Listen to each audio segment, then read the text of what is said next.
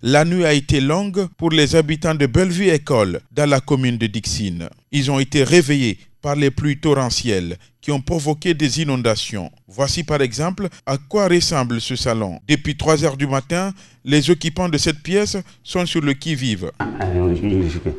Je suis sur le lit comme ça, vous voyez, j'ai même perdu mes documents, vous voyez les lits comme ça, il y a l'eau partout. Je vais me couper des courants pour ne pas que ça me fasse des dégâts. Depuis 3 heures du matin, nous sommes là. Vous voyez, j'ai perdu des documents, tout c'est mouillé. J'ai perdu beaucoup de choses.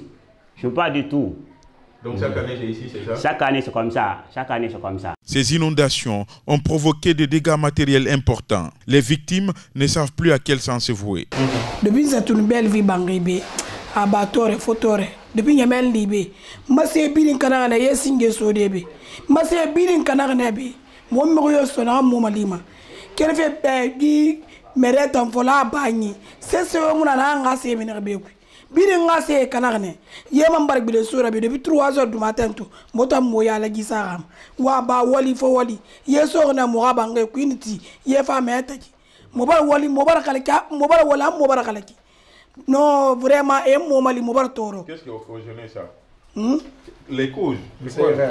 Mais c'est na bari a motam makolo c'est na bari puis ce rambi da be e ba leune rabangetina leune rabangeti rekrafa munana ye kira munana tina biso ma nyoje ma malam mana kambira nyoje dunia na malam mana barrage na kira munana vraiment yem mo mali nyai lo kere e to mana kwera banga usu mota ngomma bi biso yon so da mama ye fa mana ambang tagi ye fa mana amba mo se biri mbarakana mota ni sare ne kwera 5 heures man na kelenga dugira tune na rafa tune fa fe birin sare nan dan bore na bande yin fetandi na to yete ma na ngenga so ngambira bora de ye na dinama na kele ko na wo kele de afaka na ra aga won litande ye baraso muamini na de fanna ye sofe me yi bora na mo toro fe e bara fa e bara bangeti bora ma e bara ye e bore mati mire ma lewune ma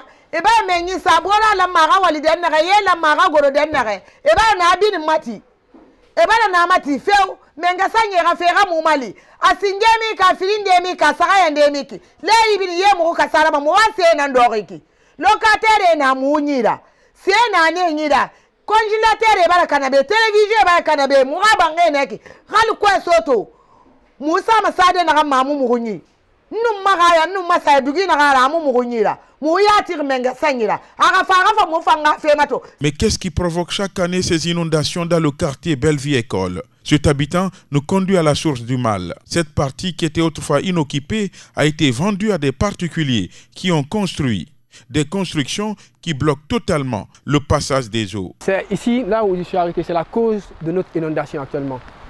Donc cette partie-là, avant c'était le bras des mers. Donc il y avait l'eau, il y avait c'était le bras des mers. Donc il y avait la pirogue qui circulait ici, il y avait l'eau de mer, les gens pêchaient des poissons ici, etc., etc.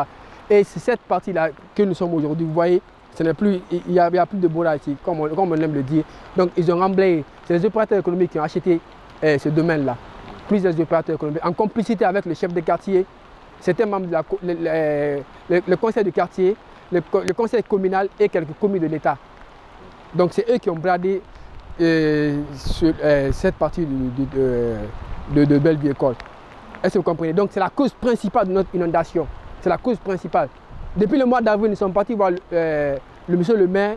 Il nous a promis qu'il va rencontrer ces opérateurs économiques pour qu'ils puissent faire les travaux pour ne pas qu'il y ait d'inondation. Mais depuis le mois de mai, avril de moins, jusqu'à maintenant là, il y a pas les travaux n'ont pas été faits.